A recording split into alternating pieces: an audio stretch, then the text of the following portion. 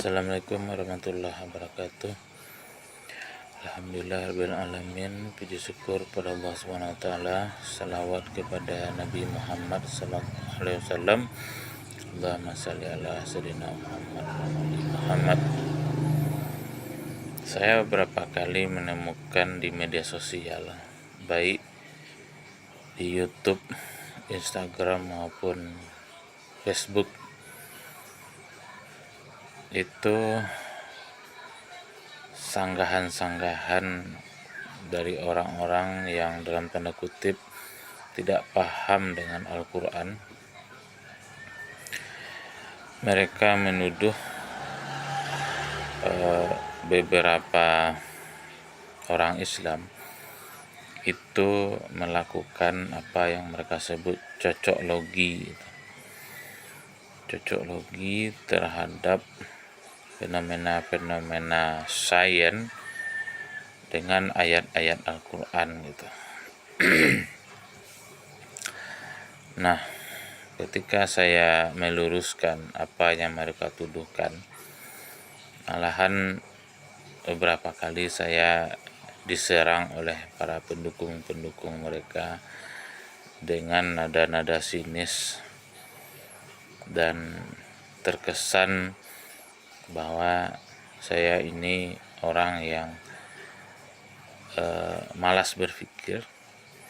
Saya dituduh orang yang anti dengan sains, dan saya disuruh untuk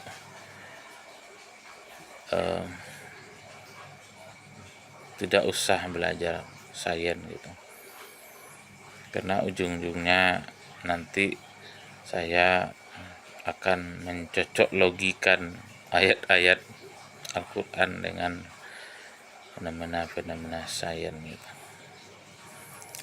Apakah memang demikian tuduhan-tuduhan mereka itu terhadap sebagian kaum muslimin yang memang sebagian mereka itu memang saintis juga, ilmuwan juga ya. Mereka bukan orang awam, bukan orang yang tidak paham ilmu pengetahuan gitu. Nah, apa yang dimaksud dengan cocok logi seperti yang mereka tuduhkan itu? Cocok logi ini sebenarnya istilah sindiran, istilah yang dibuat-buat ya, atau istilah yang bernada ejekan gitu terhadap orang-orang yang kata mereka tuh suka menghubung-hubungkan ayat-ayat Al-Quran atau hadis terhadap fenomena-fenomena alam gitu. Maka mereka memberikan istilah cocok logi gitu ya. Kedengarannya lucu gitu ya, tapi kalau kita seriusi ini sangat menyakitkan gitu. Islam itu atau umat Islam itu dituduh tidak ngerti dengan sains. Umat Islam itu dituduh sok tahu dengan sains. Umat Islam itu dituduh terdoktrin dengan kitab suci gitu. Persoalannya kan tidak sederhana itu ya. Pertama, memang benar ada segelintir kaum muslimin ya yang memang kerjaannya itu suka menghubung-hubungkan ayat atau hadis yang mereka pahami sebagaimana adanya atau tekstual, kemudian menjadikan ayat atau hadis itu pembenaran terhadap sains modern gitu. Ada begitu saya lihat gitu. Contohnya adalah misalnya teori Big Bang ya. Teori tentang alam semesta.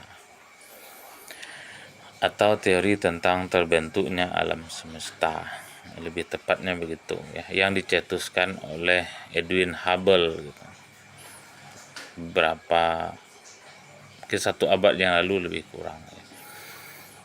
Jadi salah satu teori yang membahas tentang terbentuknya alam semesta yaitu teori ledakan besar atau Big Bang, di mana teori ini mengatakan bahwa dulu sebelum alam semesta ini ada, sebelum bintang, planet, matahari, dan lain sebagainya itu ada, alam semesta ini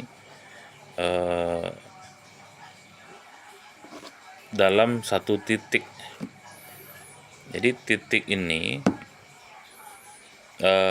volumenya nol gitu. Sebuah titik volumenya nol dan kerapatan yang tak terhingga gitu. Tiba-tiba meledak sekitar 15 miliar tahun yang lalu. Nah, ledakan itu menyebar ke segala penjuru ya. Nah, selama miliaran tahun hasil dari ledakan ini berupa debu kosmik itu menyebar ke segala arah, dan masing-masing itu membentuk formasi-formasi, kumpulan-kumpulan, yang kumpulan-kumpulan ini juga berproses sedemikian rupa selama miliaran tahun, maka membentuklah apa disebut dengan galaksi-galaksi, yaitu kumpulan bintang-bintang, dan bintang-bintang ini juga berproses membentuk tata surya gitu. Nah, hasil dari ledakan besar itu seperti yang kita lihat sekarang ya, berupa alam semesta yang luasnya tak terhingga gitu, punya ruang, punya waktu, energi dan materi kan gitu. Nah, teori ledakan besar ini entah kenapa dicocokkan dengan ayat Al-Quran, yang mana ayat itu berbunyi kira-kira seperti ini ya. Tahukah kalian bahwasanya dulu langit dan bumi itu sesuatu yang padu, kemudian kami benar-benar memisahkannya gitu. Nah, ayat inilah yang dicocokkan dengan teori Hubble tadi gitu. Dan masih banyak lagi teori-teori sains modern yang dihubung-hubungkan dengan ayat atau hadis itu. Saya tidak bisa menyebutkan satu persatu di sini karena keterbatasan waktu dan data begitu. Itu bisa kita lacak itu ya. Nah, ini yang kurang betul atau kurang tepat ya, mencocokkan ayat hadis dengan teori sains gitu. Nah, lalu tuduhan cocok logi ini kalau dilemparkan kepada kelompok yang saya sebutkan tadi, yang hobinya mencocok-cocokkan ayat hadis dengan teori sains modern, yang mana seolah-olah ayat itu membenarkan teori sains modern ya, itu tidak apa-apa. Tapi jika misalnya ada pembahasan tentang fenomena alam, dibahas sedemikian rupa, sejelas-jelasnya, sedetail-detailnya, kemudian disisipkan dengan ayat atau hadis itu, yang juga berbicara tentang hal itu dengan redaksi yang sama gitu. Itu bagi saya bukan cocok logi gitu. Itu justru memperkuat seorang muslim ya. Kalau orang non muslim terserah ya, itu peduli, kita tidak peduli dengan orang-orang di luar Islam ya. Bagi seorang muslim yang beriman, kalau ada fenomena alam gitu ya, kemudian dalam pembahasan itu disisipkan hadis atau ayat gitu ya, itu kan menambah keyakinan pada dirinya terhadap kebenaran ajaran Islam khususnya gitu ya. Ini kan bukan mencocokkan teori dengan dalil gitu ya, tapi membahas teori sedemikian rupa sejelas mungkin, kemudian memasukkan, menyisipkan ayat atau hadis itu. Dan kalau boleh jujur ya, saya banyak menemukan ya hasil penelitian atau paper atau buku atau karya ilmiah ya yang juga menyisipkan ayat atau hadis gitu. Ya apa salahnya kan ayat atau hadis disisipkan ya. Bagi orang muslim menyisipkan ayat dan hadis itu sesuatu yang baik begitu kan. Jadi toh kan tidak mengganggu gitu ya. Kalau orang non muslim mau menyisipkan ayat atau hadis di dalam paper, di dalam karya ilmiahnya, silahkan juga itu. Ya. Itu kan hak mereka juga, dan umat Islam juga punya hak untuk itu gitu. Ya ini kan konteksnya bukan membenarkan teori sains dengan ayat gitu ya. Misalnya gini, salah satu channel yang menurut saya cukup bagus yang membahas sains teknologi ya, itu saya sudah lama mengikutinya, itu Rumah Editor. Saya sebutkan saja channel YouTube-nya ya, Rumah Editor gitu. Rumah Editor itu bayangkan ya, mereka itu bikin video, satu video itu 1 bulan gitu. Bayangkan ya, satu video 1 bulan, artinya untuk membuat satu video mereka butuh waktu selama itu gitu. Butuh riset, edit video dan lain sebagainya gitu. Jadi kan serius itu, bukan main-main gitu. Nah, ada 1-2 videonya itu yang membahas tentang teori sains modern gitu ya. Contohnya tentang bumi, gunung ya. Nah, dalam teori tektonik lempeng ya, kebetulan saya juga guru geografi ya. Teori tektonik lempeng atau teori apungan benua gitu ya. Bahwasanya deretan-deretan pegunungan yang kita lihat itu kan terbentuk dari tumbukan lempeng gitu. Jadi ada 2 lempeng yang saling bertabrakan. Lempeng ini saya jelaskan secara sederhana ya.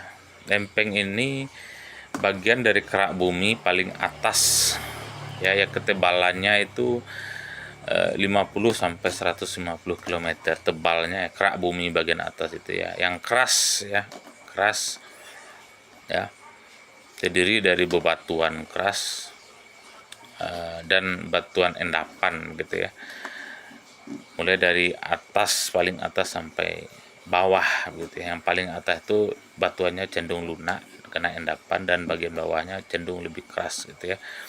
Nah, kenapa bagian atas bumi itu keras ya? Karena bagian atas bumi itu kan suhunya mendingin ya. Jadi bebatuan itu kalau dia mendingin dia membeku gitu. Nah, singkatnya adalah karena kerak bumi ini tidak satu bagian besar yang melingkupi bumi, malahan terdiri dari pecahan-pecahan yang cukup banyak ya. Nah, pecahan-pecahan ini kan bergerak satu sama lain gitu.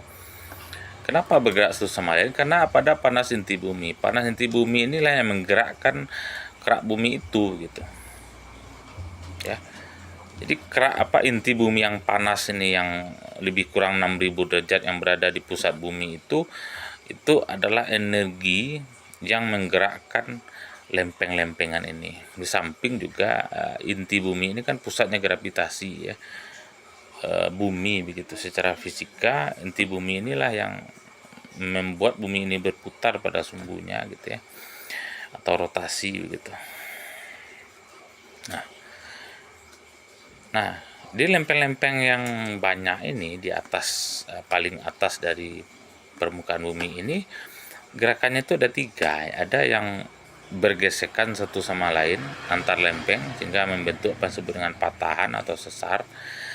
Ada yang saling menjauh satu sama lain, lempeng A dengan lempeng B itu saling menjauh, maka bagian bagian tengahnya itu membentuk pematang ya, pematang samudra gitu.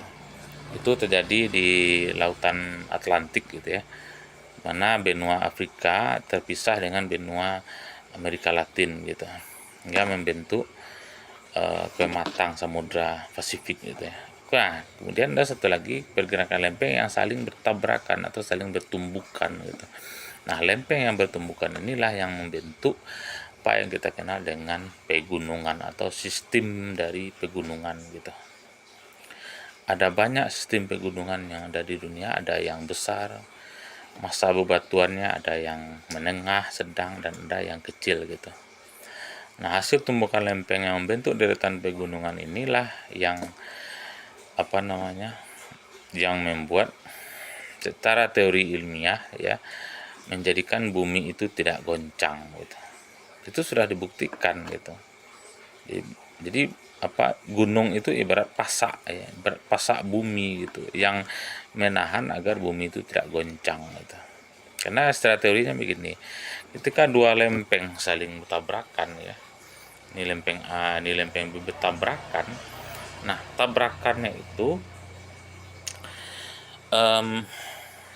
yang satu itu naik ke atas gitu, ya kan? Yang satu terus ke bawah. Yang naik ke atas ini, yang menonjol ke atas ini disebut dengan pegunungan ya. Yang menghujam ke bawah, ya kan? Yang menghujam ke bawah, ini bagian lempeng yang lunak gitu. Jadi ada yang menghujam ke bawah, ada yang naik ke atas gitu. Ini kan persis seperti paku ya gitu kan, paku gitu. Jadi ini memaku gitu. Ya. Nah, inilah yang membuat pergerakan lempeng di bumi itu tidak begitu gerakannya itu tidak liar begitu ya. Nah, sehingga ada yang memaku, ada yang dipasak bagian-bagian tertentu dari permukaan bumi yang keras itu, sehingga pergerakan-pergerakan dari kerak bumi ini bisa terkendali begitu ya. Maksudnya bumi ini tidak goncang terus menerus gitu ya. Demikian kira-kira secara teorinya begitu ya. Nah, dengan pola pergerakan seperti itu yang membentuk pegunungan selama jutaan tahun gitu ya, maka seolah-olah itu pasak gitu. Ibarat dua lempengan papan, kemudian kita paku ya. Nah, papan ini tidak bergerak kemana-mana dia, karena sudah terpaku gitu. Begitulah kira-kira gitu.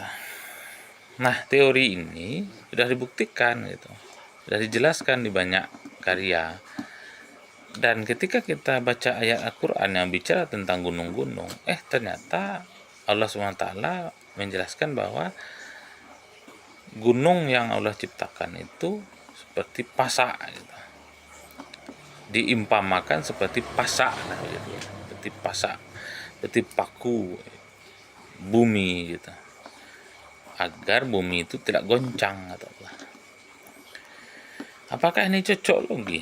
Ya jelas bukan gitu. Ini bukan cocok logi. Kan sudah dijelaskan apa penjelasan-penjelasan ilmiah modernnya gitu kan. Dan kalau ada ayat yang berbicara tentang itu, ada ayatnya yang bicara tentang itu gitu. Ayat Al-Quran maksudnya gitu. Kalau di kitab suci lain kalau ada yang seperti itu ya monggo itu kan, silahkan gitu. Dan tidak ada yang menuduh itu cocok logi gitu kan. Jadi kadang-kadang istilah ya, ini zaman medsos ini kan zaman perang istilah ya. Itu istilah itu kadang-kadang dipakai oleh orang menurut pengertiannya itu menurut dia itu. Sementara menurut yang sebenarnya istilah itu bisa debatable ya, bisa macam-macam gitu. Jadi istilah itu kadang-kadang dimonopoli oleh salah satu pihak atau kelompok gitu ya. Dan pengertiannya itu mereka monopoli. Dan kalau ada yang menjelaskan pengertian istilah itu lain dari mereka salahkan gitu. Ini kan tidak fair gitu ya. Kalau ayat Al-Quran tidak boleh sama sekali masuk ke dalam kajian-kajian ilmiah gitu ya. Kalau memang begitu caranya gitu. Sekalian saja yang lain juga tidak boleh masuk, ajaran manapun tidak boleh masuk gitu. Doktrin-doktrin apapun tidak boleh masuk, idealisme apapun tidak boleh masuk gitu. Nah, nyatanya kan enggak ya. Kadang kita ini kan sebagian ini standar ganda. Nah, ini sering terjadi gitu. Apa itu standar ganda? Kalau bahasa Mintangnya kan tiba orang tidak boleh, tiba dewa buliah itu. Ini kan tidak boleh. Ini namanya otoriter ya. Orang melakukan itu kamu salahkan, kamu melakukannya kamu benarkan gitu. Padahal perbuatannya sama-sama gitu. Ini namanya standar ganda ya, gitu. Saya rasa hampir tidak ada tulisan ilmiah yang tidak ada muatan-muatan ideologisnya. Nyaris tidak ada. Ya. Hatta Darwin sekalipun misalnya. Ya. Kalau orang memuja-muji Darwin misalnya dengan teori evolusinya gitu ya. Dalam bukunya Origin of Species itu kan orang membangga-banggakan teorinya itu. Ya bisa saja kita yang membangga-banggakannya itu tidak ngerti, tidak paham bahwasanya Darwin itu punya misi tertentu gitu. Jadi sebenarnya kalau kita mau jujur ya, dari dulu sampai sekarang ya, apapun lah namanya itu, mau sains, teknologi itu ada misi terselubung. Ya, misinya kan macam-macam ya, tergantung ideologi si penulis begitu kan. Tidak ada. Jadi kalau bicara objektif ya, tidak ada orang itu yang bisa objektif itu kan. Semua orang itu dipengaruhi oleh bacaan dan cepat temannya gitu. Kalau ada orang nulis katanya objektif gitu ya. Nah, objektifnya sejauh mana kan gitu ya. Jadi begitu. Semua tulisan, semua karya itu ada muatan ideologinya sekecil apapun gitu. Ya barangkali mereka tidak pakai ayat ya, tidak pakai hadis mungkin ya. Tapi mereka pakai pemikiran ideologisnya gitu. Ya. Contoh ya. Kalau sekarang itu kan ideologi kapitalisme ya. Ideologi yang memuja-muji materi gitu ya. Nah, sains sekarang, sains modern itu sains yang syarat sekali dengan muatan materialisme. Apa itu materialisme? Materialisme ini paham pandangan hidup seseorang yang mengukur segala sesuatu itu dengan materi gitu. Ya. Jadi apa itu materi? Segala sesuatu yang bisa diindra. Kalau ada sesuatu yang tidak bisa diindra, itu mereka tolak keberadaannya begitu. Sampai segitunya kaum materialisme ini gitu. Ini kan ideologi, ini kan paham. Taruhlah kamu ndak mau bilang materialisme itu ideologi, ya silahkan gitu. Tapi doktrin-doktrin materi ini kamu sampaikan kepada orang, kamu yakinkan kepada orang, itu kamu sudah secara tidak langsung kamu sudah mendoktrin orang, memaksa orang untuk meyakini apa yang kamu yakini itu. Ini penyakit orang modern itu, materialisme ya. Mengukur keberadaan sesuatu, keyakinan sesuatu itu ada atau tidak dari materi. Apa apa itu materi? Sesuatu yang bisa diindra. Makanya orang-orang yang sudah parah penyakit materialismenya sampai mereka ragu dengan keberadaan Tuhan, tidak yakin dengan akhirat, tidak yakin dengan surga neraka, malaikat dan lain sebagainya gitu. Nah, sains modern syarat sekali dengan muatan materialisme. Ya. Makanya saya menulis buku ya, walaupun buku itu buku biasa ya, sangat biasa malahan, tidak pernah diuji ya kan. Judulnya Mentauhidkan Sains gitu. Apa yang ingin saya sampaikan dari buku itu adalah memang sains untuk sains ya. Sains itu segala sesuatu yang berhubungan dengan hal-hal yang bersifat indrawi. Tapi bagi seorang muslim itu punya pandangan hidup. Sebagaimana orang kafir juga punya pandangan hidup. Apa pandangan hidup orang kafir? Materialisme. Makanya mereka menolak agama, karena agama itu bagi mereka doktrin. Kalau orang kafir saja punya prinsip seperti itu, apakah salah orang beragama punya prinsip juga yang bertentangan dengan orang kafir gitu kan? Masa orang kafir boleh berprinsip, kita tidak boleh orang beragama ini? Malah kadang-kadang orang kafir itu memaksakan kehendaknya agar doktrin mereka, paham mereka itu kita yakini juga. Ini tidak fair ini gitu kan. Ini kadang-kadang hidup ini tidak fair. Sering hidup nih, apalagi zaman sekarang standar ganda gitu. Macam Amerika yang punya standar ganda kan. Kalau Amerika menyerang negara lain boleh, orang lain menyerang negara lain tidak boleh gitu kan. Standar ganda. Hati-hati ya, kita hidup di akhir zaman ini ya, kita harus cerdas. Nah, salah satu bentuk kecerdasan itu adalah kita punya keyakinan, kita punya agama. Terserah orang menilai itu doktrin atau apalah, mau cocok logi ya, terserah itu kan. Yang jelas kita punya agama, kita punya kitab suci, kita punya petunjuk. Nah, bicara Al-Quran, orang selalu menyandingkan ketika membahas Al-Quran itu seperti membahas kitab suci agama lain gitu. Padahal Al-Quran itu beda.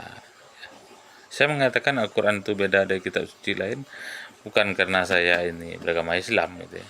Bukan hanya karena saya punya beragama Islam, bukan itu saja. Al-Quran itu kebenaran Al-Quran itu ya sudah dibuktikan bukan saja oleh orang muslim tapi oleh orang non muslim juga. Nah, apa bukti kebenaran Al-Quran itu? Salah satunya, ada sekian banyak. Al-Quran itu sudah berusia 14 abad, malahan lebih ya. Dan Al-Quran itu sejak dia turun sampai sekarang terjaga kemurniannya gitu. Tidak ada satupun ayat Al-Quran itu yang berubah. Seperti apa Rasulullah mengajarkan ke sahabat, seperti itu juga Al-Quran yang kita baca sekarang gitu ya. Kalau ada perbedaan, paling perbedaan qiraat ya. Al-Quran itu sama, memang tafsirannya banyak berbeda, itu tafsirannya, bukan Al-Quran itu sendiri gitu. Ya, saya tidak mengatakan kitab suci agama lain itu